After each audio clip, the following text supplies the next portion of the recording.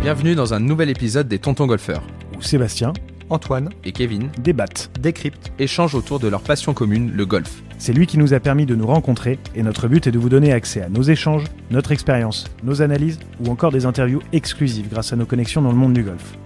Alors que vous soyez en voiture ou à la maison, merci de votre attention et c'est parti. Bienvenue dans ce 22e épisode des Tontons Golfeurs. Bonjour Sébastien, bonjour Antoine. Bonjour Kevin. Bonjour messieurs. Bon, vous allez bien ? Ça va et toi ? Bah écoute, magnifique. Magnifique, on va se lancer sur un beau sujet, un sujet qui va faire plaisir à Antoine, qui va pouvoir se déchaîner, qui va pouvoir parler dans son micro abondamment en nous donnant plein de conseils. Et à nos auditeurs, parce que c'est un sujet qui est extrêmement important, qui revient souvent, bien évidemment qui revient le plus souvent avec moi, on va en parler d'ici quelques minutes, mais ça va être top. Mais avant tout ça, un peu de suspense avec une petite page de sponsor avec Sébastien Gros. C'était très bizarre cette voix, ça fait très voix, tu as du Minitel à l'époque, un peu coquin. Attention Kevin sur ça. C'est les Tontons Golfeurs dans le téléphone rose, ouais. Donc on voudrait remercier bien évidemment Golf Planet, qui est un média digital. Vous pouvez télécharger l'application gratuitement pour être toujours aux dernières nouvelles du golf mondial, français, local, régional. Bien évidemment, vous pouvez vous inscrire aussi à la newsletter. Tout ça, c'est gratuit. Et aussi, nous remercions Callaway qui nous suit dans tous nos projets, que ce soit les Tontons Golfeurs, nos aventures individuelles. Donc un grand merci à eux pour tout ce qu'ils font pour nous avec des clubs de grande qualité. Et nous remercions Sébastien pour cette petite page de pub. Nous reprenons maintenant Antoine Schwartz pour les secrets du putting. Il faut savoir qu'on enregistre cet épisode, il est 8h15 du mat. Kevin, va falloir aller mollo quand même sur ta petite voix. Là. Je suis en forme, moi je suis réveillé depuis longtemps. Ouais, ça se voit, avec nos enfants, c'est sûr qu'ils nous réveillent tôt, il n'y a pas de problème. Bon alors on est parti. Alors cet épisode, ce sujet, c'est Antoine qui va ouvrir sur le sujet. Ça va être sur les petits putts. Et on aimerait définir avec toi, Antoine, qu'est-ce que tu appelles un putt court ? C'est un putt immanquable. Ah voilà, merci pour cet épisode. Non, tout simplement un putt court, c'est un putt où bien évidemment on a forcément cette envie de le rentrer parce qu'on le considère comme étant quasiment immanquable. Mais il s'avère que plus ce putt est immanquable, plus il est difficile à putter, j'ai envie de dire, dans la tête de certaines personnes, que ça soit même les amateurs ou tout simplement les professionnels. Donc un putt court et un putt qui n'est absolument pas négligé parce que malheureusement il cause beaucoup de problématiques, que ça soit pour des débutants, même pour des confirmés. Donc ça on parlera bien évidemment de l'aspect technique, de l'aspect mental sur tout ça, mais on verra que même les joueurs professionnels en loupent des petits et ça va être très intéressant d'analyser ça. Et puis ce putt il vaut cher parce que c'est un putt qui vaut aussi cher qu'un drive à 300 mètres et que malgré tout on a l'impression que voilà le trou est juste ici et que c'est immanquable et souvent on le loupe aussi à cause de ça. Donc aujourd'hui on va essayer de voir un petit peu les différents aspects d'un putt court et qu'est-ce qu'on peut mettre en place pour en être plus performant, voir aussi un petit peu les meilleurs joueurs du monde, qu'est-ce qu'ils font à cette distance-là, des petits tips un petit peu secrets du coach du putting pour nous aider là-dedans. Toi, qu'est-ce qui serait le plus important pour toi pour commencer là sur un putt court ? Ça serait plutôt, tu parlais de la technique, tu parlais de différents aspects, enfin le mental. Qu'est-ce que tu commencerais par quoi là ? Quelqu'un qui vient te voir spécifiquement parce que il a du mal sur les putts courts. Comment tu commences une séance avec lui et qu'est-ce que tu abordes en premier ? Alors, mais déjà les gars, on n'a pas parlé de la distance, là on parle juste de putt court et vous parlez de putt immanquable, mais moi ça me fait penser à un putt de 25 cm. Donc c'est quoi un putt, c'est quoi la distance en fait d'un putt court ? Ah, c'est pas en dessous de 5 mètres ? Excuse-moi, moi c'est en dessous de 5 mètres. Hein. Attends, moi c'est 1 sur 2. On n'a pas parlé une seule fois de distance, donc il faut quand même qu'on parle un petit peu de distance à putter. Ouais, je pense qu'on va surtout se focaliser sur ce putt qui va être en dessous de 5 pieds, donc 1m60, aux alentours d'1m50. Pour moi, qui est un putt comme la majorité du temps, mes élèves viennent me voir, quand ils parlent de putt court, ils me parlent souvent des putts de 1-2 mètres. Donc je prendrai juste le milieu entre les deux pour pouvoir évoquer complètement ce sujet-là. Donc on va parler de ce putt d'1m50 pour essayer de véritablement comprendre quels sont les points à aborder extrêmement importants pour être performant. Et on va d'abord parler dans un premier temps de la mécanique. Donc Qu'est-ce qui va faire qu'une balle, on a déjà évoqué dans des précédents épisodes, qu'est-ce qui va faire qu'une balle va partir dans la bonne direction? Majoritairement, c'est l'orientation de la phase de club. 85%, 90% est déterminé par de la sortie de balle initiale est déterminé par l'orientation de la phase de club. Donc ça, quoi qu'il arrive, en fonction de là où vous êtes aligné, de l'axe d'alignement déterminé, il faut que la balle sorte dans la bonne direction. Donc ça, c'est une bonne chose. Après, comment le travailler? Ça, il y a plusieurs façons. C'est sûr que ce qui est primordial au putting pour avoir une phase qui arrive tout le temps dans la même direction, c'est d'avoir un bon grip. Un bon grip, il y en a plusieurs des bons grips. Il y a des grips normaux, des grips inversés, des grips pinces. Ces grips-là, ils sont pris essentiellement pour que cette phase de club arrive le plus square possible au moment de l'impact. Qu'est-ce que j'entends par square? C'est en relation avec l'axe de visée qu'on a déterminé. Donc ça reste prioritaire sur la phase de club. J'ai une question, je te coupe, par rapport au grip. Est-ce que ça peut t'arriver de mettre en place avec quelqu'un un système où il n'aurait pas le même grip sur un long putt et sur un petit putt? Ouais, bien sûr, ça c'est complètement possible. On le voit bien évidemment peu fréquemment, mais on parlera peut-être un petit peu plus tard de la notion de yips, qui sont des mouvements de rotation de poignet ou d'extension de poignet qui sont incontrôlés, qui sont plus dus à un état de stress, d'envie de bien faire, et qui fait que cette phase de club vrille énormément d'un côté ou de l'autre, et qui fait que parfois, à des distances courtes, on peut passer 1 ou 2 trous à droite, quoi. C'est assez impressionnant, mais bien évidemment, il faut que le grip soit parfaitement adapté, et ça peut arriver que sur des putts longs intermédiaires, ce grip soit différent. Sur les putts courts, on voit certains joueurs qui ont tendance à être comme ça. Garcia l'a fait assez régulièrement, donc c'est extrêmement important de se connaître avant tout pour pouvoir comprendre votre système et vos difficultés. C'est plus parce que le grip pour les petits putts peut parfois être pas adapté pour du dosage sur des putts longs. C'est plus dans ce sens-là. Je crois que Garcia, il faisait pince sur les petits et normal sur les longs, je crois. Voilà, exactement. Il a tourné pas mal sur ça. Bon, il a beaucoup changé, hein. Mais effectivement, la position du petit putt en termes de grip peut être pas désagréable, mais peut être inconfortable aussi sur un putt long. Donc du coup, juste pour avoir un petit peu plus de feeling, c'est vrai que on peut avoir tendance à varier dans des cas exceptionnels, des grips courts et des grips longs. Mais là, on fait vraiment l'état d'un cas exceptionnel, j'ai envie de dire. En tout cas, pour travailler l'orientation de la phase de club au moment de l'impact, il y a un exercice qui est vraiment top, c'est travailler la sortie de balle d'une façon générale. Pour être sûr que la balle sort tout le temps dans l'axe de visée qu'on a déterminé, ça c'est indispensable. Et ça, il y a plusieurs façons de le faire. Vous pouvez le faire avec des tees, par exemple, en positionnant 2 tees qui représentent en fait une porte. Par exemple, lorsque vous êtes sur un putt d'1m50, donc 2 tees qui sont positionnés 40 cm après la position de la balle au setup en posture, pour être sûr que vous puissiez être capable de faire sortir une balle entre 2 tees. Ça, c'est une première chose. Il y a des exercices également qui peuvent vous aider, enfin des outils pédagogiques. On a par exemple chez Wellputt, qui est un outil qui s'appelle le Well Vision, qui est un miroir en fait avec 2 billes qui vous permet de faire sortir sa balle entre les 2 billes pour être sûr que vous ayez vraiment une balle qui sort tout le temps dans l'axe. Si jamais vous désaxez la phase de club et que votre balle sort pas dans la bonne direction, vous allez toucher les billes, donc du coup ça va vous faire comprendre. C'est un outil qui a été également créé il y a très longtemps par Dave Pelz, qui s'appelle la plaque Tutor, qui reprend exactement la même chose. Donc ça c'est toujours important, je trouve, d'avoir un outil pédagogique avec lequel vous pouvez travailler pour vous rendre compte de ce qui se passe. Parce que si vous ne savez pas ce qui se passe, parfois vous orientez à droite, à gauche, est-ce que ça va être l'alignement, est-ce que ça va vraiment être la phase qui va arriver dans une position différente au moment de l'impact par rapport à votre alignement au départ. C'est pour ça que le travail sur la face est extrêmement important. Donc à travers des tees ou des outils pédagogiques comme ceux que je viens de vous citer, c'est assez intéressant de le faire. Est-ce que, comme sur le grand jeu, le fait de ne pas toucher la balle dans le centre peut quand même faire sortir une balle en ligne? Par exemple, quelqu'un qui aurait la face qui est un peu ouverte de base et qui tape un peu dans le talon, ça remet la face droite et ça sort droit. Oui, c'est là où on va parler des putters au MOI qui sont élevés. Donc le MOI, on va parler de la tolérance d'un putter. C'est vrai qu'en général, quand vous allez avoir des putters qui sont plutôt gros, type des putters maillés, on va avoir beaucoup plus de tolérance lorsque vous décentrez la balle qu'un putter lame. Je prends par exemple, parce que je l'ai vu là il n'y a pas très longtemps sur Golf Digest, on voit le putter de Woods, qui est une lame qu'il utilise maintenant depuis 20 ans. C'est vrai que ces putters-là sont pour moi beaucoup moins tolérants que des putters maillés. Mais d'un côté, lorsque vous avez une lame, vous avez un feedback, vous avez un ressenti de là où vous centrez la balle, vous décentrez la balle, qui est beaucoup plus perceptible que lorsque vous avez un maillet. Après, qu'est-ce qu'on cherche? Au bout d'un moment, c'est le résultat ou c'est la sensation dans les doigts. Donc c'est là où il faut être toujours un petit peu délicat. On voit qu'il y a de plus en plus de joueurs qui se dirigent vers des maillets. Il y a de plus 70-72%, il me semble, du top 50 mondial maintenant qui ont des maillets.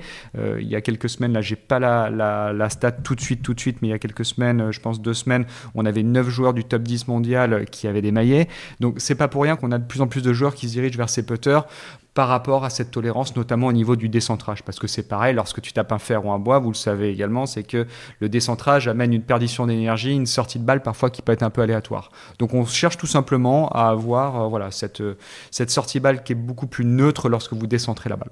Ça, pour travailler le contact, également un exercice qui est super. L'exercice que fait Woods depuis tout le temps, c'est positionner 2 tees de part et d'autre de la face de club pour pouvoir être sûr que vous prenez tout le temps le sweet spot. Ça, c'est un exercice qui est absolument simple. Qui est assez classique. C'est que tu mets ton putter, tu mets un tee au niveau de la pointe et un tee au niveau du talon. Vous les enfoncez un petit peu et le but, c'est d'arriver à passer au milieu. Il le faisait pas main droite et main gauche aussi, lui? Ouais, c'est ça. Il le faisait main droite, main gauche pour travailler vraiment la coordination au final, avec sentir que l'ensemble du haut du corps en fait bouge de façon coordonnée et que c'est pas uniquement les bras qui bougent, parce que c'est important de comprendre que le mouvement du putting est un mouvement qui vient vraiment du haut du corps. On est au niveau des épaules, les omoplates. Alors parfois on va avoir tendance à utiliser les bras, mais ça fait bien jouer les épaules. Parfois on veut utiliser les bras, mais ça fait jouer que les bras. Donc c'est important de bien comprendre son système et que oui, dans ce système d'utiliser un seul bras, c'est pour vraiment qu'il ressente cette mobilité unie en fait du haut du corps lorsqu'il fait son mouvement de putting. Moi, j'aime bien un exercice que j'ai utilisé il n'y a pas très longtemps, qui est très old school. C'est positionner de la patte à fixe sur la face de club également pour pouvoir bien travailler votre centrage. Alors, c'est-à-dire que pas au centre du putter, sinon la balle elle va se coller. Sinon, vous allez avoir un peu de difficulté pour putter, c'est certain. Donc non, utiliser de la patte à fixe tout simplement, qui est très old school, vous permet d'essayer de créer votre tolérance au final. Je positionne un tout petit peu sur le talon du putter, un petit peu sur la pointe. Je regarde avec la balle quelle tolérance j'ai par rapport au décentrage, et je trouve ça vraiment top de s'amuser en fait à faire quelques putts, un concours de putting avec cette patte à fixe. Parfois ça peut faire bizarre parce que si vous êtes à 5-6 mètres, vous la prenez pas au milieu de la face de club, vous pouvez vite vous retrouver avec un putt finalement à 3 mètres à faire que 2 mètres sur le putt. C'est le même principe que ce qu'on faisait avec les élastiques aussi. On entourait à l'époque les élastiques à l'endroit de la patte à fixe, mais on enroulait des élastiques et du coup ça t'aidait pour le centrage. Ouais, exactement. Et il y avait aussi un truc, tu te rappelles, on avait quand on était plus jeune, donc il y a fort longtemps, il y avait des putters, tu sais, avec une tête carrée, mais c'était juste la taille de la balle, et il y avait aussi avec une boule. Alors j'ai les deux à la maison, ceux dont tu parles. C'était un Never Compromise qui était carré. Il y avait même, par contre, il y a Jaco Van Zyl, un Sud-Africain, qui a putté avec sur le Tour européen pendant plusieurs semaines. Et il y avait aussi un putter boule, là où la boule était à peine plus petite qu'une balle de golf. J'ai les deux ici. Et c'était incroyable ce truc-là. C'était assez drôle justement les petits hors-sujets que tu pouvais faire sur des putts un peu longs. Le putter balle, tu pouvais quasiment te la mettre dans le pied gauche. Ouais, c'est ça. Mais vous voyez, cet outil, ce putter, je l'avais utilisé et j'étais incapable de putter correctement avec. Ça prouve que même avec un décentrage... C'est de la chance ton putting, c'est ça. Exactement. Non mais tu vois, et j'ai toujours en fait des petits soucis au niveau du centrage. J'avais beau le bosser, c'est que parfois j'avais des petits changements de plan, ma montée était différente, avait un plan différent de ma descente qui était très léger. Mais donc parfois je la décentrais. Et je me souviens avoir en Égypte par exemple où mon sac de golf n'était pas arrivé et j'avais pris des clubs de membres pour putter, et notamment le club du directeur qui était un vieux Odyssée qui datait d'il y a 20 ans à l'époque, une lame. Je me suis dit, mais comment je vais faire pour pouvoir putter avec ça? Et à chaque fois que je la décentrais, je sentais que l'énergie était pas bonne, la face, elle twistait au moment de l'impact. Je me dis, mais je vais jamais m'en sortir. Et j'ai pas très bien putté parce que le putter était vraiment pas adapté à ma problématique par rapport à ça. Donc, j'aurais jamais pu bien putter si jamais je puttais tout le temps avec une lame. Je le dis, j'avais bien putté. J'aurais pas été aussi performant que je l'ai été et que je le suis actuellement. Donc ça prouve vraiment l'importance aussi que on voit ces lames, pas qui disparaissent, mais qui s'amoindrissent un tout petit peu par rapport à des maillets en termes d'utilisation par des pros. D'accord ? On regarde il y a 15 ans, on regarde maintenant, c'est vraiment différent. Peut-être que les maillets ont été beaucoup plus en production, ça je le mets pas de côté, mais en tout cas, si les pros commencent à utiliser plus de maillets que de lames, c'est pas pour rien. Le putting en Égypte, c'est de profil automatique. Bravo, merci beaucoup. Donc voilà, on a parlé de la face du contact et il y a également le chemin de club. Donc le chemin de club, c'est pas si mal. Toi, est-ce que Seb, est-ce que tu joues encore ? D'ailleurs, on parlera peut-être un petit peu de ta saison. Alors, petite précision quand même, Antoine, c'est vrai qu'on dit souvent qu'on ne joue plus. On joue quand même. D'ailleurs, on revient d'une semaine avec Antoine où on a joué tous les jours avec nos stagiaires. Donc, on continue quand même à jouer. Quand on dit qu'on ne joue plus, c'est juste qu'on ne joue plus sur le circuit comme Sébastien. Mais c'est une mauvaise formulation dans le sens où on continue à jouer et toujours avec beaucoup de plaisir en tout cas et beaucoup de passion. Avec un petit peu moins de régularité en termes de dispersion de balles. Mais écoute, on se fait un peu peur de temps en temps, ce qui est normal. Mais en tout cas, ouais, on prend toujours autant de plaisir. Moi, c'était génial. Là, le stage qu'on a fait en Espagne avec Kevin, on s'est régalé parce qu'au final, dans les bonnes conditions, le parcours pas trop difficile, c'était important. Ouais. Donc du coup, c'était assez sympa. Et le troisième point dont je voulais parler, c'était le chemin de club. Toi, Seb, comment tu le travailles, ce chemin de club, tiens ? T'es chié de me poser cette question alors qu'on a déjà dit qu'on s'en foutait du chemin de club. Non, un petit peu quand même, Sébastien. Voilà. Comment tu travailles ton chemin de club ? Si tu as besoin de le travailler, tout simplement.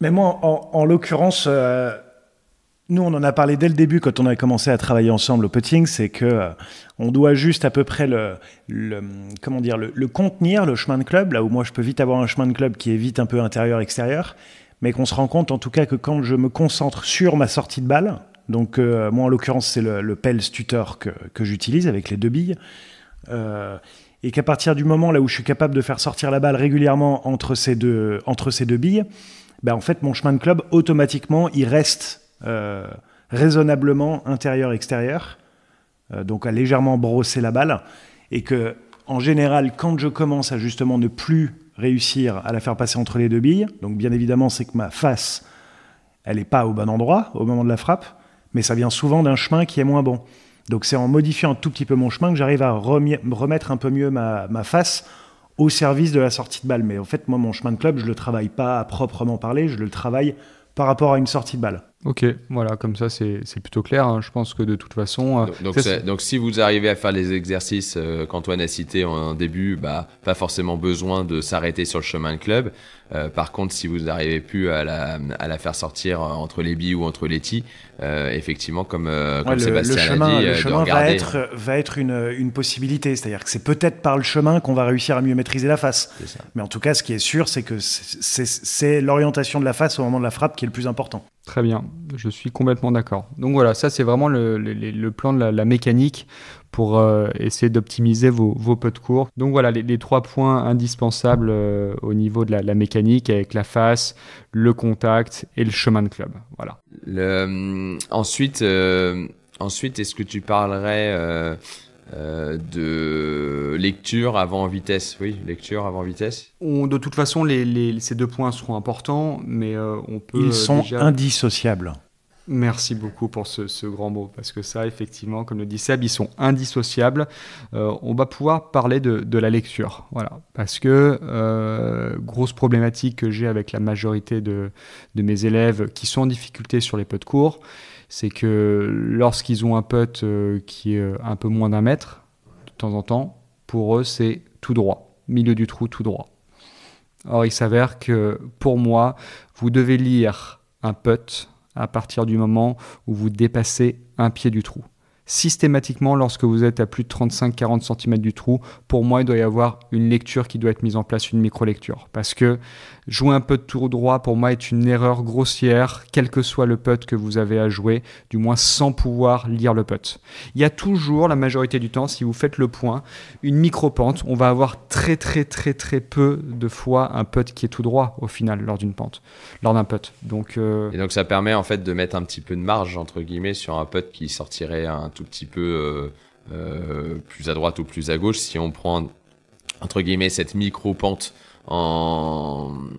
dans les variables. Du coup, on essaye de s'orienter un tout petit peu du côté de la pente qu'on a définie, et ça nous met un petit peu de marge, même si après elle rentre un petit peu bord gauche, c'est pas grave. Tant qu'elle rentre. Moi, je trouve ça presque plus facile de jouer un putt qui a un tout petit peu de pente qu'un putt tout droit. Ouais, moi, je préfère un facile droit gauche. Je trouve ça plus facile de s'aligner sur un bord gauche ou sur un bord droit que de s'aligner tout droit. Ouais, complètement. Que de s'aligner tout droit en l'occurrence. Ouais, complètement. Et comme le disait Kevin justement avant, c'est que ça vous réduit certaines erreurs de variables. Si le putt, effectivement, moi, il y a un outil qui est toujours intéressant. Il y a notamment Alveo, si vous allez voir sur leur site, qui vend des outils de putting qui sont assez sympas. Vous avez en fait une rampe de lancement qui vous permet en fait de voir la façon dont roule la balle. Et lorsque vous faites l'essai par exemple avec ces outils-là sur des putts courts, vous allez vous rendre compte majoritairement que l'axe de visée pour que la balle puisse rentrer vers le milieu du trou, il va être rarement au niveau du milieu du trou. Vous allez souvent avoir une micro-pente et ça c'est extrêmement important. J'adore faire prendre conscience à mes élèves que le milieu du trou, pour que la balle rentre au milieu du trou, il faut la majorité du temps pas viser le milieu du trou. On ne se rend pas compte de ça. Donc, et après, on parlera d'autres notions de vitesse, mais c'est indispensable que lorsque vous vous situez, si vous voulez, à moins de 35 cm, ok, visez le milieu du trou, vous pouvez y aller avec une vitesse qui est cohérente. J'ai envie de dire, aucun problème si vous ne faites pas d'erreur au niveau de l'orientation de la phase de club, chemin, contact, etc. Mais lorsque vous êtes au-delà de 40 cm, faites tout le temps une micro, oui, est-ce que je peux finir? Vous allez rapidement derrière, vous regardez pour avoir juste une certitude. Ça prend pas longtemps, on va prendre moins de temps que pour un putt qui fait 2-3 mètres, mais au moins déjà venir derrière, checker rapidement l'alignement, je putt, et puis voilà, c'est de le faire dans ce sens-là. D'ailleurs, c'est une question qu'on me pose souvent sur à quelle distance on doit, parce que les gens qui nous écoutent regardent beaucoup la télé et on voit parfois les pros finir sur un pied ou assez rapidement en continuité du putt d'avant sur des putts qui peuvent paraître plus ou moins grands. Donc bon, à 30 cm c'est le cas, mais parfois c'est même 1 mètre, ça peut aller jusqu'à 1 mètre, je dirais même 1m10, 1m20 de temps en temps. Qu'est-ce que tu en penses? Moi, je trouve que, tous les joueurs l'abordent un peu différemment. Donc, toi, qu'est-ce que tu préconises? Moi, je préconise d'éviter ce genre de choses parce qu'il y en a, c'est leur métier. Ils font 200, 300 putts par jour. Ils vont sur un pied, ils le puttent comme ça. Mais si on les voit faire à 1 mètre, c'est plus de l'agacement plutôt que je suis serein, je putte à 1 mètre. Ils le font, on va le voir à 30, 40 cm, 50 cm. Là, pour moi, c'est limite. Et on voit des joueurs qui loupent comme ça. Mais qui loupent, oui, parce qu'ils le jouent un peu trop rapidement. Ils le loupent un peu d'agacement. Donc, pour moi, jamais, par mesure de principe, terminer un putt sur un pied. Jamais, jamais, jamais. Sur un pied, je l'exagérais un petit peu, mais est-ce que même en finir rapidement en se mettant les 2 pieds, je tape dedans, ça a du sens? Alors, rapidement, ça n'a pas de sens, mais prendre le temps au moins de positionner sa phase de club correctement, comme je l'ai dit, à 40 cm. On sait qu'on peut aller 35 cm. On sait qu'on peut aller tout droit. On positionne sa phase de club de façon cohérente quand même. Et ensuite, on essaie de faire son mouvement. On n'a pas besoin de regarder la lecture pour moi à cette distance-là. C'est ça. On peut enlever le côté lecture sur un putt comme ça. Voilà, exactement. Surtout si c'était dans le même axe et que la pente était juste, que t'étais juste court dans l'axe, quoi. Voilà, exactement. Alors, je vais vous dire ça. Si vous êtes débutant, vous êtes 50 d'index, le putt de un pied de 35 cm, vous pouvez le louper même en vous appliquant parce que il faut que vous travaillez davantage de base technique. Mais quelqu'un qui va être 20 d'index, honnêtement, il peut positionner le putter devant la balle et viser le milieu du trou, mais être toujours vigilant aussi de bien positionner au moins la phase de club vers le milieu du trou.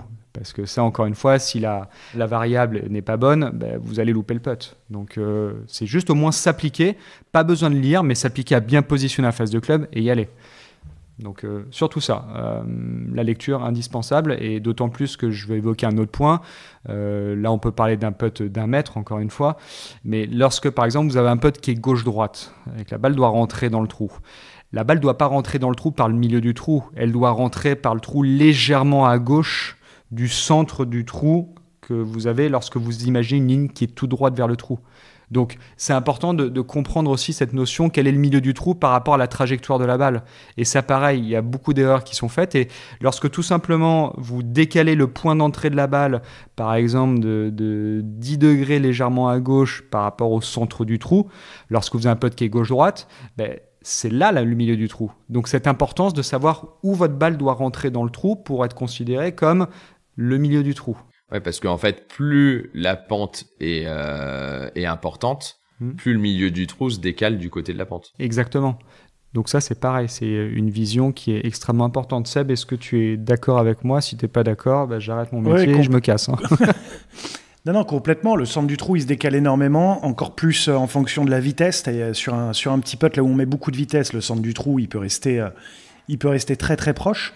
Mais à partir du moment là où il y a une pente, en fait, le centre du trou devient en dessous de la pente. C'est-à-dire que s'il y a beaucoup d'angles, la balle, elle arrive beaucoup de la gauche à mourir vers le centre du trou. En fait, il y a de très grandes chances qu'elle rentre même pas, qu'elle fasse une virgule par en dessous.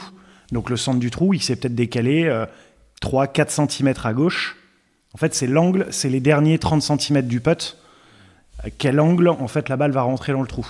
Et ça aide beaucoup pour pouvoir se permettre ensuite de OK, j'ai un putt, donc par exemple d'1,50 m. Les 30 derniers centimètres, c'est là où en plus elle perd un peu de vitesse et là où elle bouge beaucoup.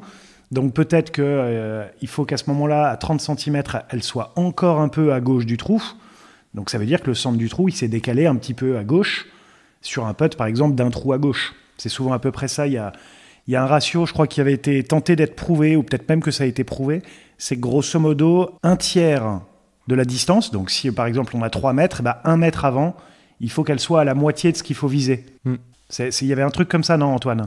Ouais, j'ai plus exactement le mais chiffre, c'est quelque chose comme ça, de communiquer, mais oui, il y avait un ratio. On vous fera un PowerPoint qui sera dans le... Un PowerPoint. Toujours du mal avec les termes anglais, Kevin. You know, Kevin is talking with a great accent, so PowerPoint seems to be the most important. Du pouvoir.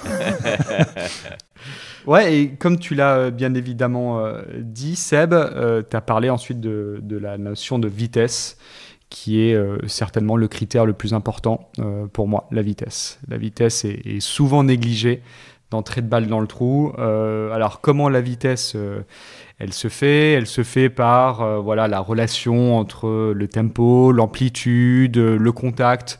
C'est souvent cette notion de quelle va être la vitesse de montée de mon putter, la vitesse de descente, quelle va être au moment de l'impact la vitesse de mon putter. Est-ce que j'accélère un peu, est-ce que je décélère un petit peu? Donc avoir la bonne vitesse d'entrée de balle dans le trou est extrêmement importante, même s'il existe plusieurs vitesses à adapter. Kevin, moi je te pose la question aussi parce que j'ai beau être spécialiste. Est-ce qu'un putt en descente ou en montée, tu vas le putter avec la même vitesse? Est-ce que tu vas varier je sais pas, la distance qu'il va y avoir après le trou, tu vois, en termes de roule de balle? Comment est-ce que tu veux gérer ces putts-là? Alors moi déjà, j'aime bien les putts en descente parce que ça me permet en fait sur des putts comme ça de faire tellement un tout petit mouvement et un tout petit stroke que j'ai l'impression en fait que je peux pas louper la sortie de balle. Et en fait, c'est plus que de la lecture. Une fois que s'il y a pas, allez, on va dire à l'intérieur, tu restes à l'intérieur du trou sur un petit putt, j'ai l'impression qu'en fait sur un petit putt, sur un putt en descente, je suis vachement plus serein. Donc non, je vais pas mettre beaucoup de vitesse. Je vais juste essayer de la faire sortir en ligne parce que la vitesse, elle va venir d'elle-même. En montée, j'ai souvent peur d'avoir une balle qui part pas assez vite et du coup prenne de la pente. Donc je vais plus être agressif sur un putt en montée qu'un putt en descente. Après, au niveau de la vitesse, c'est vrai que sur des longs putts, ou enfin on va dire au-dessus de 3-4 mètres, 5 mètres, 10 mètres, je vais être beaucoup sur un mouvement où j'essaye de pas avoir une accélération vive et d'avoir vraiment une accélération progressive qui me permet de faire bien rouler la balle et pas avoir une balle qui saute du putter. Alors que c'est vrai que ça peut m'arriver sur des petits putts de les jouer un peu plus, on va dire... à mourir. Non, l'inverse. C'est-à-dire que sur les putts courts, de faire un plus petit stroke, plus petit, plus rapide, pour un peu du tap-in, tu vois, si tu veux, pour qu'en fait elle sorte dans ma ligne. Je vais pas avoir la même rythmique, on va dire, sur un long putt que sur un petit putt. Alors, toi, tu y vois beaucoup plus de personnes que moi au putting. Je sais pas si c'est propre à moi ou si ça dépend des personnes, mais c'est vrai que moi, ça me rassure plus d'avoir au-delà seulement en descente où je putt à mourir. Tout le reste, j'essaie quand même d'avoir un putt un tout petit peu plus franc avec un mouvement qui est un peu plus petit et un peu plus sec. Un peu plus sec, ouais. D'accord. Parce que je suis moins concentré sur le fait de bien la faire rouler, je suis plus concentré sur le fait de la faire sortir dans la vanille. Est-ce que c'est parce que c'est un système dans lequel tu te sens en confiance, tout simplement, et que tu ne doutes pas? Oui, Déjà. exactement. C'est pour ça que je le fais, exactement. Voilà, donc je pense que là, on est dans le cœur du sujet par rapport à ça. Mais une personne qui doute, est-ce qu'effectivement, ça serait une bonne façon de faire? Seb, comment est-ce que tu gères, toi, la vitesse d'entrée de balle sur des putts courts comme ça, d'1,50 m, un peu moins? Moi, justement, j'essaie de pas changer la rythmique. J'essaie d'avoir une rythmique qui est plutôt équivalente sur tous les putts. Par contre, sur un putt qui est plus lent, donc par exemple sur un putt en montée, je vais essayer de justement simplement avoir entre guillemets le courage de plus monter le putter pour que ça soit le putter qui envoie la balle et pas moi qui change volontairement. Parce que je trouve qu'en faisant, même si Kevin a développé de la confiance par exemple sur ce système-là, je trouve qu'à partir du moment là où on commence à changer le rythme, les mains peuvent potentiellement passer un peu devant la face du putter justement en ayant plus de pression. Et du coup, potentiellement, oui, la balle sort en ligne, mais vu que ça va enlever du loft au putter, vu que les mains sont devant le putter, la balle, elle peut freiner contre l'herbe devant, sauter. Et malgré le fait qu'on ait mis plus de vitesse dans le putter, la balle, elle part avec moins de vitesse. Donc moi, j'essaie justement, même sur un putt de 1,50 m, 1,60 m qui monte, et sur des greens pas forcément très rapides, d'avoir le courage de juste emmener le putter un petit peu plus loin dans le backswing pour que justement le putter ensuite puisse frapper la balle avec un peu plus de vitesse. J'ai un stroke de putting, tu le sais bien Antoine, relativement lent, là où on bosse beaucoup sur le fait d'essayer d'accélérer justement ce rythme global. Mais donc j'ai une préférence aussi pour les putts en descente, là où ça me paraît beaucoup plus facile de gérer la vitesse que sur un putt en montée. Mais moi, le changement de rythme me paraît dangereux justement parce que dès qu'on accélère un peu, ça devient, selon moi, plus difficile de gérer la vitesse, même si ça a été une solution que j'ai utilisée à un moment là où j'avais des crises de putting, de faire des mouvements plus petits, plus vifs.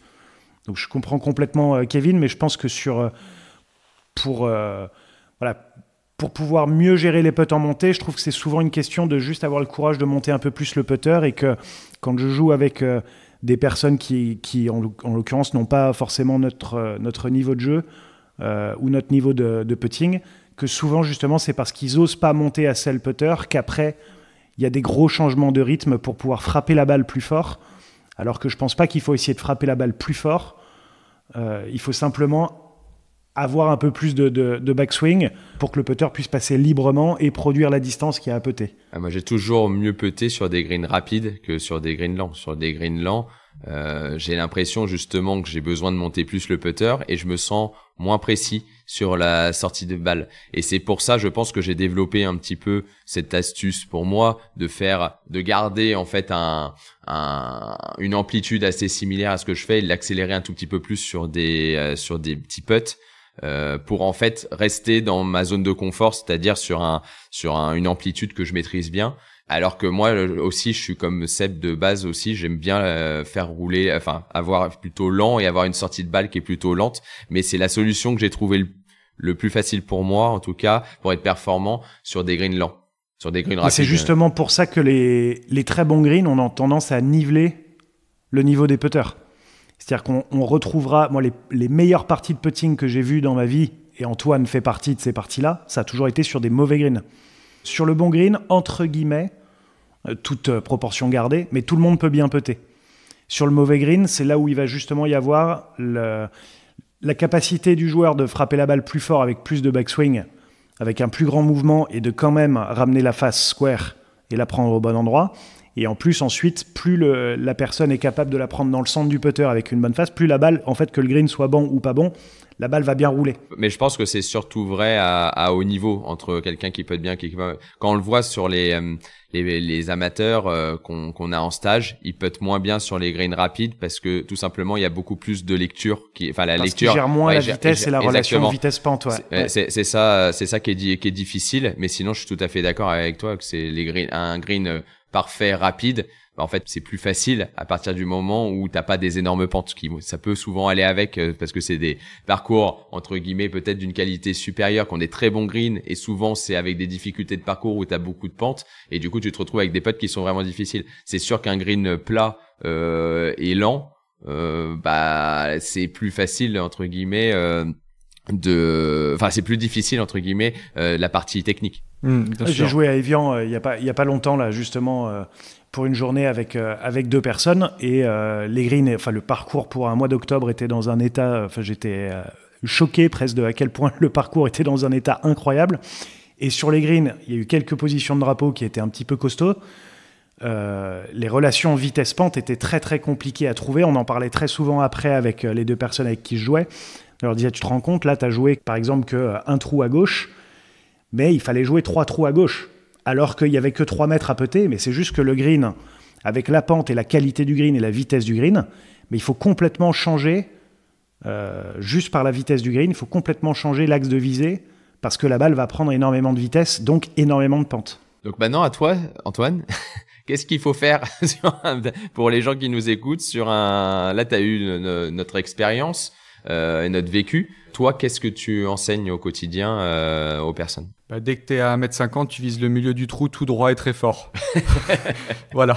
Ou sinon, tu changes de club. Donné. Voilà. De toute façon, mais non, c'est donné à cette distance, non? C'est donné. C'est presque donné. D'ailleurs, est-ce que ça, c'est... Alors, tu es coach de putting, donc je pense que tu vas me répondre non, mais est-ce que tu conseilles ou pas qu'est-ce que tu conseilles aux gens qui se donnent les putts sans arrêt sur les petits putts? Parce que notamment, les putts aller de 1 mètre, ça va vite que tu fais des parties et les gens se les donnent tout le temps. Et le moment où il faut les putter un peu sous pression, en fait, c'est un peu compliqué. Qu'est-ce qu'on appelle un putt donné? Par exemple, 2 pieds, 60. Alors, je dirais pas l'expression que j'utilise la plupart du temps parce que elle sera censurée. Mais non, un putt donné, tout est relatif en soi. Ça dépend du niveau de putting, ça dépend. C'est sûr, quand tu vois quelqu'un qui loupe un putt de 50 cm, derrière, t'as plus envie de lui donner un putt. Non, mais moi, je pense que ça dépend si c'est du golf récréatif, loisir, ou si c'est du golf là où les gens aiment bien faire de la compétition. Si c'est du golf récréatif, tu veux te donner le putt, tu te donnes le putt, même s'il était à 1m50, parce que de toute façon, la personne n'est pas là pour faire 4, 5, 6 ou 8 sur le trou. Elle est juste là, en fait, pour se balader, passer un bon moment. Donc, si c'est du golf récréatif, il n'y a aucun problème. À partir du moment là où on fait un peu de golf de compétition, moi, ce que j'aime bien dire dans les parties, quand je joue et qu'on on me dit donner, je dis, écoute, t'es bien marrant, mais ça fait 410 mètres que j'essaie de la foutre dans le trou. ça reste le but du jeu. En fait, j'ai envie de la mettre dans le trou, c'est le but du jeu. Donc, je trouve ça dommage. Mais tu viens de toucher un point qui est très important, c'est... oui, en partie amicale, on pourrait la ramasser, on pourrait. Sauf que ce putt-là, vu qu'on va lui donner de l'importance en compétition, et comme on l'a dit dans d'autres épisodes, un coup n'a que l'importance qu'on lui donne, vu qu'on le putte jamais, on est dans une situation complètement inconnue en compétition, et c'est là où on se rend compte qu'on peut le rater, même s'il fait que 50 cm. Et d'ailleurs, donc, petite je trouve astuce, ça très important. Je trouve ça très important en fait quand on fait du golf de compétition, de systématiquement putter. Alors un putt de 15 cm ou de 20 cm, ok, on peut la ramasser. C'est même pour ça que maintenant on a le droit aussi de laisser le drapeau dans le trou. C'est pour que ça aille plus vite en fait. On peut finir. Mais dès qu'on dépasse les 30, 40, 50 cm, c'est des putts. Je crois qu'Antoine, tu as une stat là-dessus justement à moins de 3 pieds, donc à moins de 90-95 cm.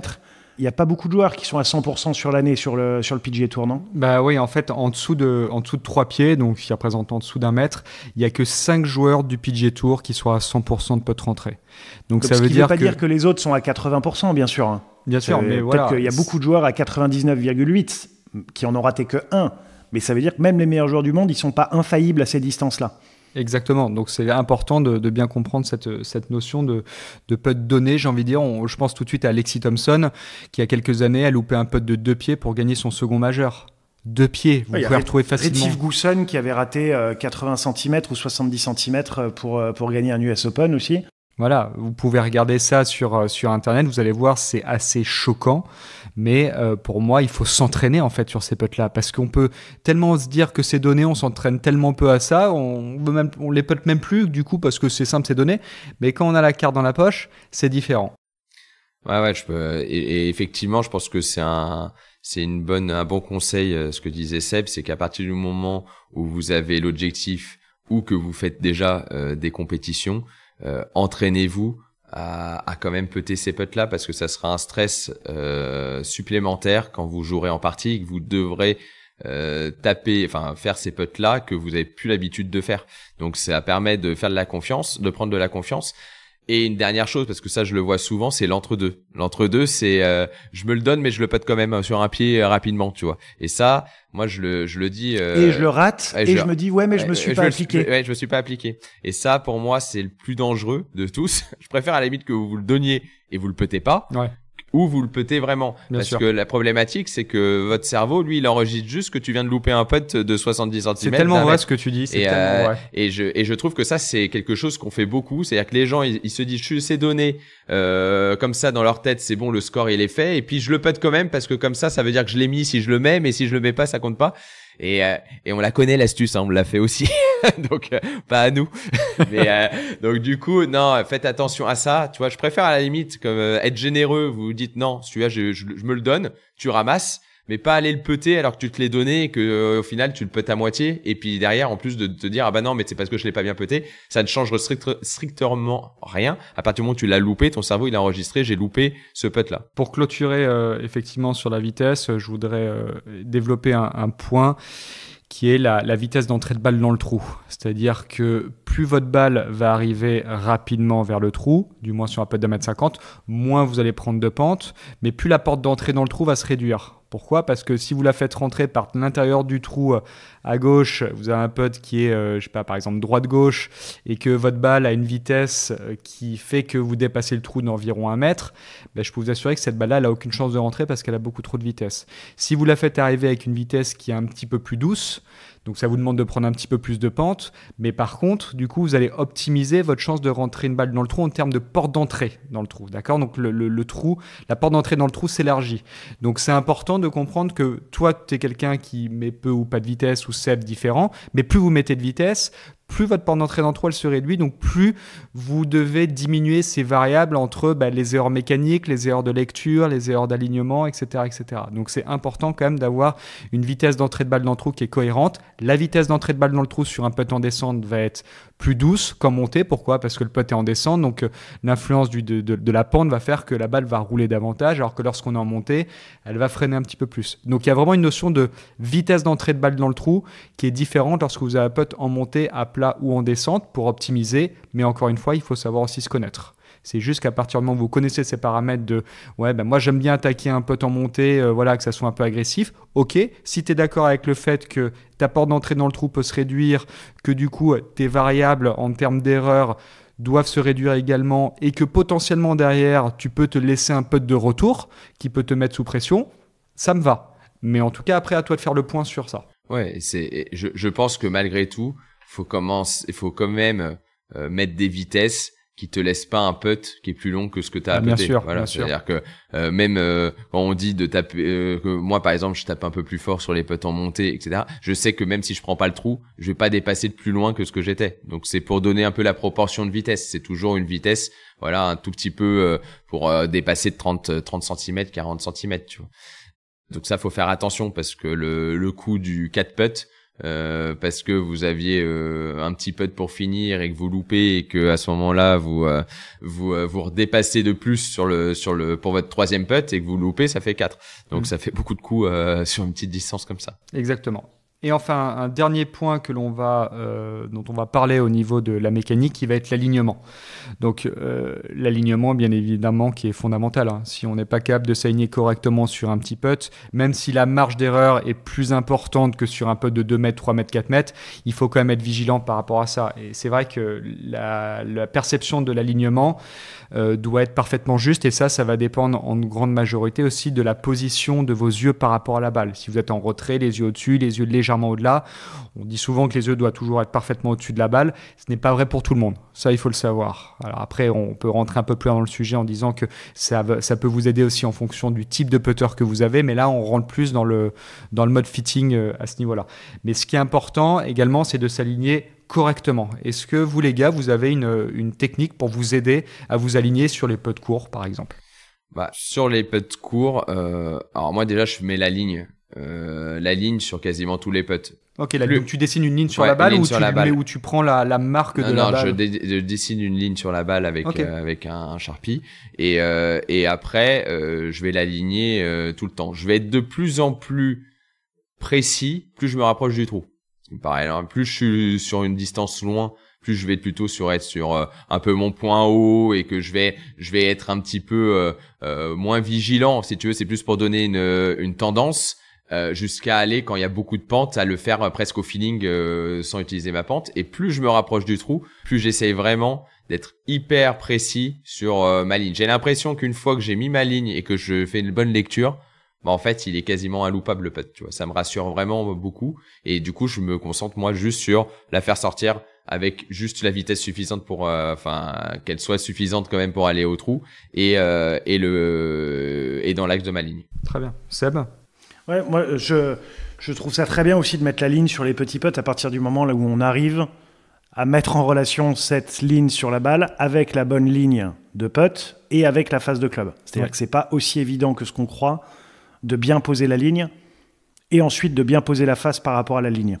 Donc moi, j'utilise que la marque de la balle. Je rajoute pas de ligne pour que je sois pas omnibulé par ça. Mais il est vrai que sur tous les putts qui sont à l'intérieur de 10 pieds, donc de 3 mètres à peu près, je vais systématiquement mettre la ligne pour bien m'assurer de « Ok, c'est là que je vise, c'est là que sera ma sortie de balle ». Et en fait, j'ai même un discours interne qui est, une fois que je me suis posé, qui est la ligne, c'est facile, c'est fait. Maintenant, c'est qu'une question de vitesse. Donc bien sûr, parce que quand je mets la ligne, c'est parce que j'ai déterminé la vitesse à laquelle je voulais putter le putt. Et c'est la vitesse que j'ai déterminée qui me permet de trouver ma ligne et non pas l'inverse. Et après, sur les putts avec énormément de break, donc là, en général, on sort quand même un petit peu on va dire, du sujet de cet épisode des putts courts, mais dès qu'on commence à avoir des putts qui sont un peu plus longs avec énormément de break, moi, je mets pas du tout la ligne pour que justement, je sois pas du tout focalisé sur la ligne du putt, mais que je sois focalisé que sur la vitesse et sur quelque chose de beaucoup plus global et de beaucoup moins stressant sur un putt de 8 mètres avec énormément de break, là où le rêve, déjà, c'est de la mettre à moins d'1 mètre. Bon, la ligne, elle a pas trop elle a moins d'incidence parce que, en fait, vu que le putt est très dur, si je le rate 1 mètre à gauche ou 1 mètre à droite, mais que j'ai la bonne vitesse, je serai content. Donc, c'est pas là où je mets mon curseur. Sur les petits putts, ça l'est. Donc, je fais très attention à mettre la ligne. Et il y a des moments, Antoine, là où on l'a vécu aussi, là où sur des petits putts, j'étais plus à l'aise sans la ligne. Parce que justement, j'arrivais plus à mettre la face de club en relation avec la ligne. Donc, c'est vraiment des préférences. Là, en l'occurrence, on est les 3 à aimer mettre la ligne. Mais c'est vraiment, selon moi, une question de préférence et de compétence à mettre la face du putter en relation avec la ligne de la balle. Tout est dit sur ça. C'est vraiment cette habilité à pouvoir aligner la ligne de la balle en relation avec l'axe de visée, de mettre ensuite la face de club en relation avec cette ligne de la balle. Parce que ça peut devenir finalement un cauchemar et ça peut tout simplement aller dans le mauvais sens pour vous. C'est-à-dire que parfois mettre la ligne, je le dis, peut être nocif pour votre putting par rapport à ne pas la mettre.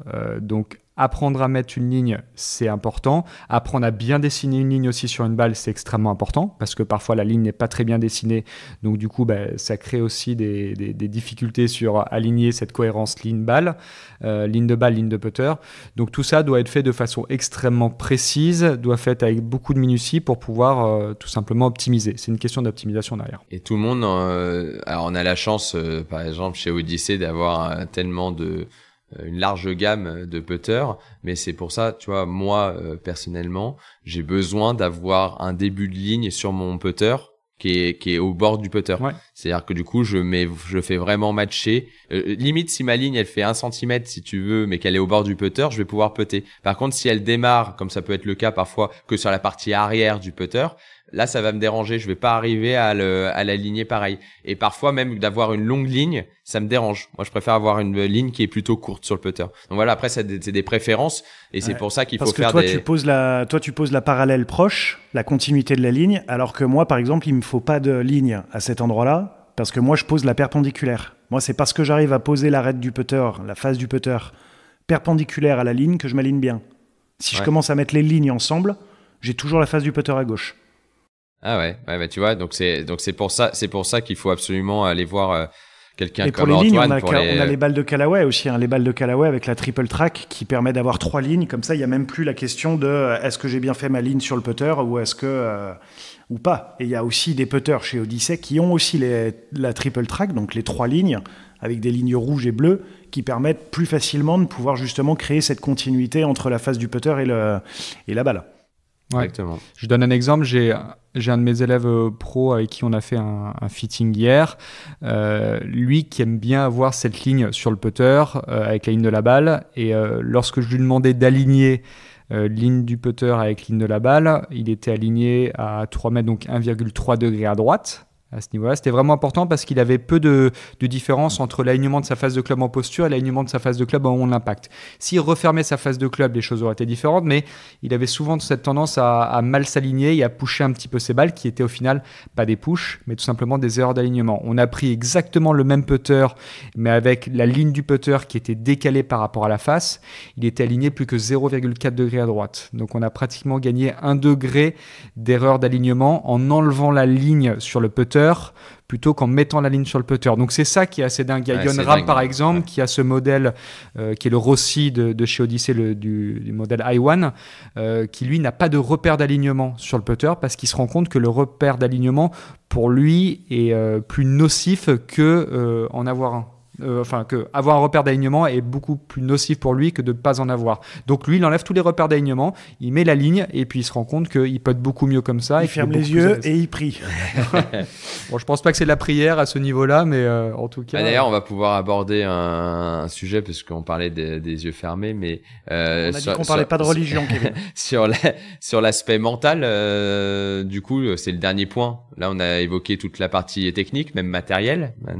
Maintenant, on va aborder peut-être la partie mentale et comment l'approche qu'on doit avoir et comment l'avoir. Je me permets de tout de suite rebondir, Kevin, sur un mot que vous avez tous les deux utilisé en début d'épisode. Je n'ai pas rebondi parce que je savais qu'on parlerait du mental à la fin de l'épisode, mais vous avez utilisé le mot inratable en début d'épisode. Ah. Donc pour évoquer la distance des putts dont on allait parler aujourd'hui, qui je pense est un très mauvais mot, qui justement, on rate beaucoup de petits putts parce qu'on considère qu'ils sont inratables, alors qu'on se met dans un bien meilleur positionnement mental, même sur un putt de 60 cm, quand on est OK avec le fait de le rater. Donc je trouve qu'il n'y a pas il faut mettre ce putt ou ce putt est inratable, parce qu'on sait très bien qu'à ce jeu, tout peut arriver. Donc déjà, voilà, je vous reprends maintenant. Donc 40 minutes ou 45 minutes après le début de l'épisode, pour vous dire que je n'aimais pas ce terme. Mais c'est pour ça que je l'ai utilisé, bien sûr, aussi. Sébastien. Mais peut-être que tu n'avais pas compris à 8h15 du matin. C'était pas dans notre plan. Mais voilà. Vous m'avez piégé. On t'a eu. C'est rare, mais on t'a eu. Donc oui, je pense qu'effectivement, cet aspect mental est également indispensable parce qu'on considère que ces putts sont immanquables.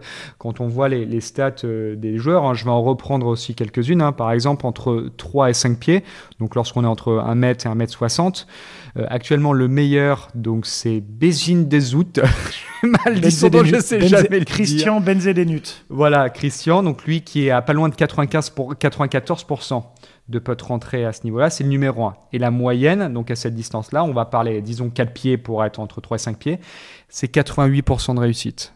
Donc ça veut dire qu'ils en rentrent moins, je parle de la moyenne des joueurs, rentrent moins de 9 putts sur 10 à 4 pieds.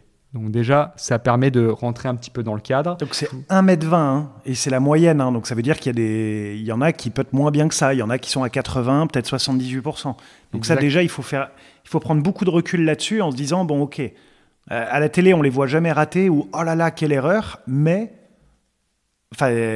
personne n'est à 100%, quoi. C'est quand même... Et l'aborder comme dit Seb, avec déjà l'acceptation que ça peut arriver, c'est pour moi le plus important pour pouvoir les aborder dans une bonne... Dans un état mental beaucoup plus détendu, en fait. Déjà, de s'autoriser à rater... s'autoriser à rater fait que déjà, si on le rate, on est dans un bien meilleur état. Et puis, on est beaucoup plus ouvert au feedback de est-ce que c'était une erreur mécanique? Est-ce que c'était une erreur de lecture? Est-ce que c'était une erreur de vitesse? Parce que déjà, si on est dans un bon état mental, on est apte à pouvoir recevoir un feedback du putt et faire une bonne analyse pour du coup progresser.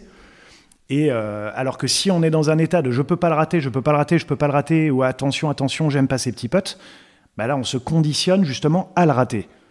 Mais c'est en se conditionnant à « j'ai le droit de le rater » qu'on se donne le plus de chances de le mettre, en fait. Ouais. Autre stat que je veux sortir aussi, qui est entre 4 et 8 pieds, donc 1m30 et 2m60. La moyenne des joueurs du PGA Tour, c'est 66%.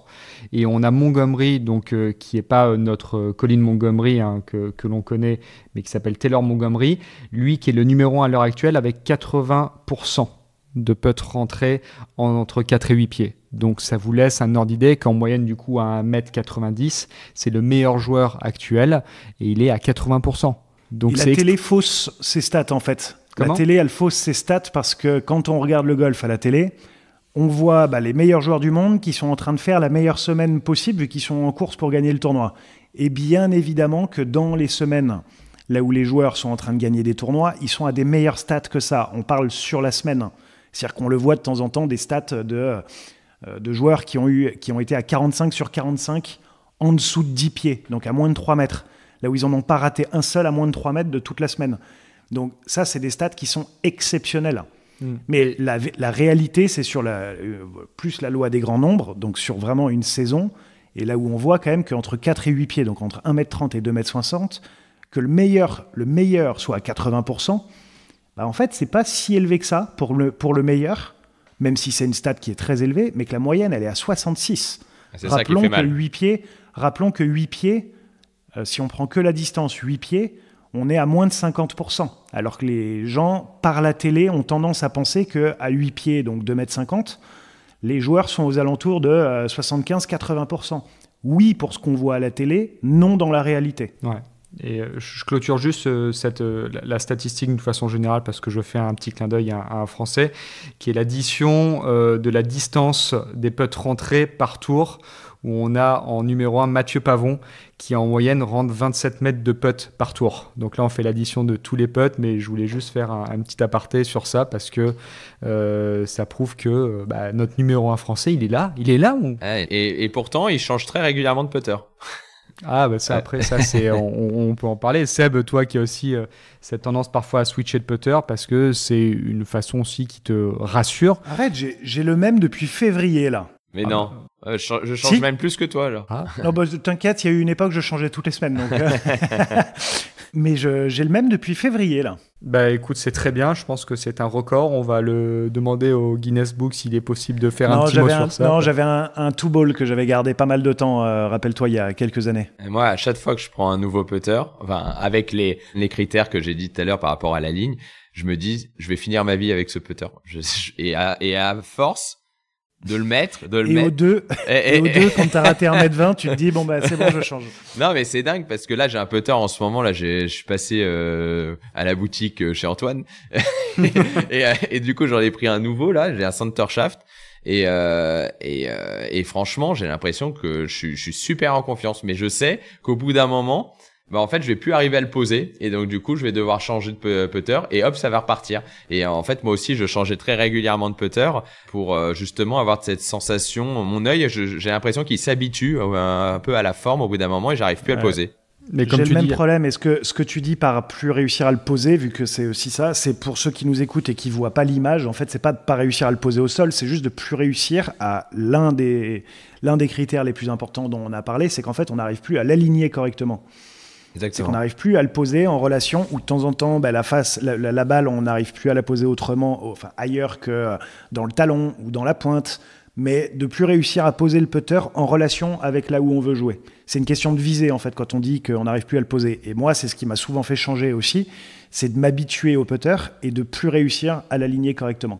Ouais, heureusement que t'as pas autant changé de putter que de conquête que de femmes, parce que sinon, je peux dire qu'on aura un beau palmarès. Hein, parce que vu le nombre de putters... À une époque, c'était en match. Oh non, mais enfin, monsieur...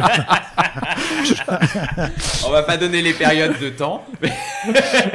non, je risquerais d'avoir des problèmes. Ça va.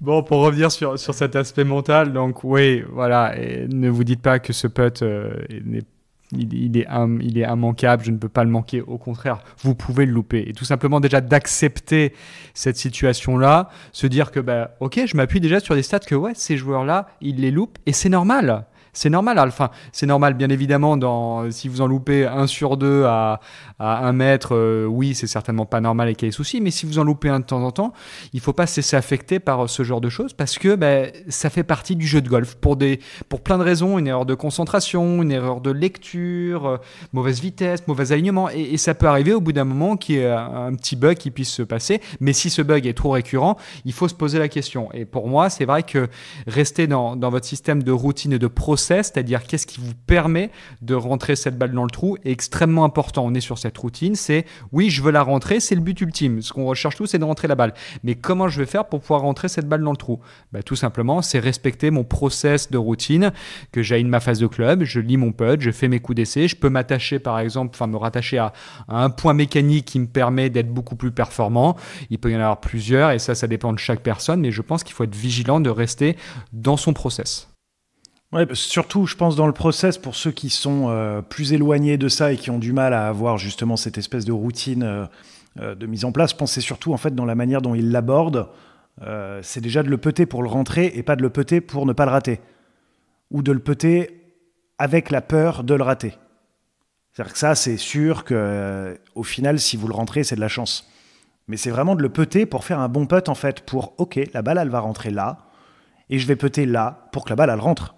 Et pas, je vais putter par là parce que j'ai pas envie de la rater, celui-là, il tourne, il me fait peur, je vais faire comme ça, et c'est là où on voit de temps en temps des erreurs incroyables de un putt à 1m20, et puis le joueur reste court, presque. De temps en temps, de tellement peur de la rater, tellement envie de qu'en fait, il reste la sortie, tellement envie de contrôler qu'il se retrouve à la laisser courte du trou à 1m20, ce qui, entre guillemets, est presque pas possible. De tellement avoir peur de le rater que de pas le putter pour le rentrer.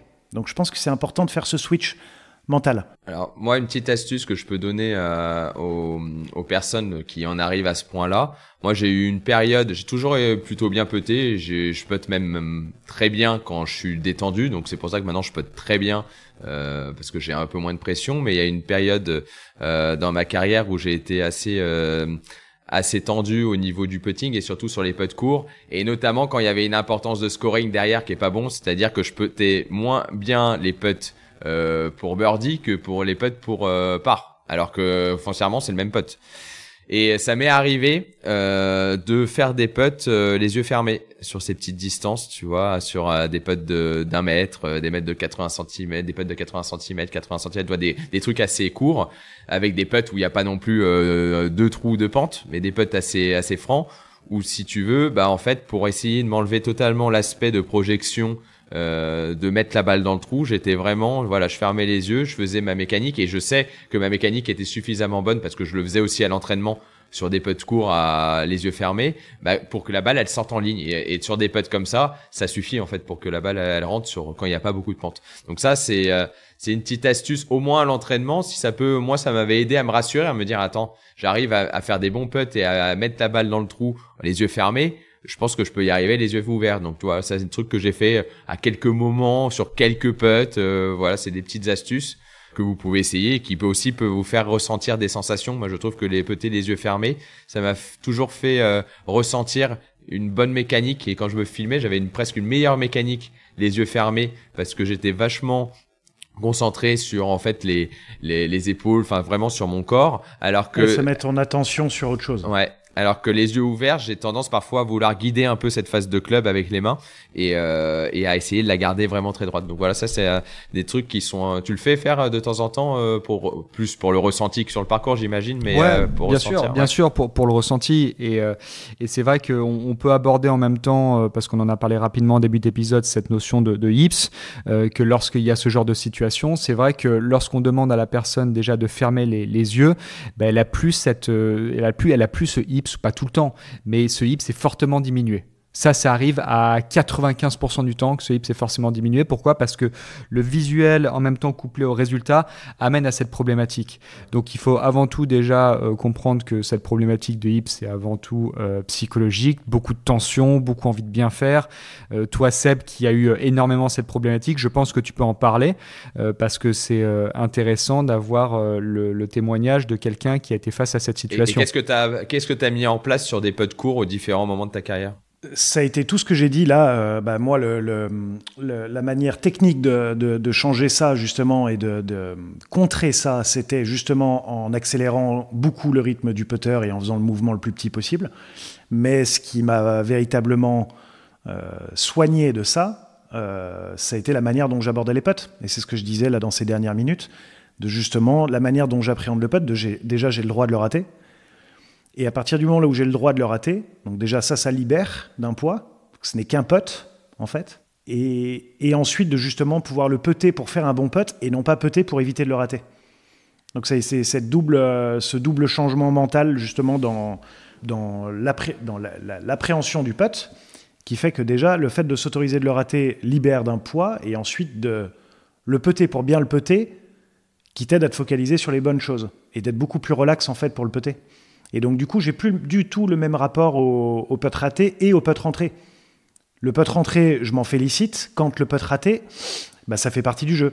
Si je rate 5 fois un petit putt d'affilée, oui, ça va commencer clairement à me tendre. On est bien d'accord. Là, on parle vraiment de ça. Mais si je le rate en ayant fait un bon putt, ok, pourquoi je l'ai raté ? Parce que j'ai mis trop de vitesse, parce que j'ai mal lu la pente ou parce qu'elle a fait une grosse virgule. Soit. En fait, mais déjà de se détacher véritablement du résultat pour pouvoir être focalisé juste sur le fait de faire le meilleur putt possible. Et je pense que de se le rappeler sur le parcours et même quand tu es à l'adresse ou que tu es en train de te préparer, c'est important parce que souvent on le sait, mais quand on est en train de jouer, on est dans on oublie que ce putt, en fait, t'as droit de le louper. Donc de se le rappeler dans les moments vraiment de l'instant T, au moment où t'es en train de faire ce putt là, voilà que t'as une dernière pensée, ça va aller fais un bon putt ou t'as droit de le manquer, il y a pas de problème. Toutes ces choses là, c'est des moments je pense qu'il faut le mettre très proche du moment où on exécute le mouvement. Ouais. Et ensuite, pour clôturer sur cette problématique de hips aussi, il y a des choses qui aident assez simples, c'est le changement de grip. Si par exemple vous avez des hips, vous avez sur 98% de chances que pour un droitier, les hips soient avant tout dus à une action de la main droite qui est de fermer ou d'ouvrir le club. Donc la main dominante. La main dominante, exactement, qui va être présente. Pour un gaucher, ça va plus être la main gauche. Donc le simple fait, par exemple, parfois de changer de grip, de se mettre en grip inversé. Donc plus la main est basse sur le grip, plus vous allez la rendre dominante, entre guillemets. Donc du coup, sur un droitier, ça serait la main gauche qui passerait dominante. Donc ça déjà, ça peut aider, changer de grip.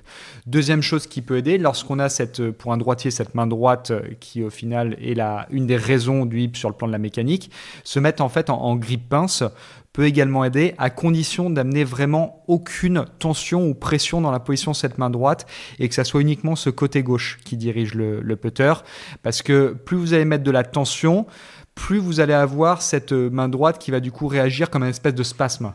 Et donc le fait tout simplement de switcher sur un grip pince en ayant vraiment, je tiens à dire, c'est extrêmement important, cette sensation de bouger le putter uniquement avec le côté gauche diminue considérablement cette problématique. Et ça, je m'appuie sur des chiffres parce que je le vois avec les machines que j'utilise, notamment un outil qui s'appelle le SamputLab et un autre le Capto, qui sont des outils pédagogiques dédiés au putting. Et on voit vraiment cette différence et un chiffre au niveau du trembling et du handling qui permet de voir un petit peu cette problématique de rotation de face de club, l'impact de ce spasme. Et on se rend compte qu'effectivement, c'est tout à fait réduit à partir du moment où vous passez sur un grip qui est plutôt pince.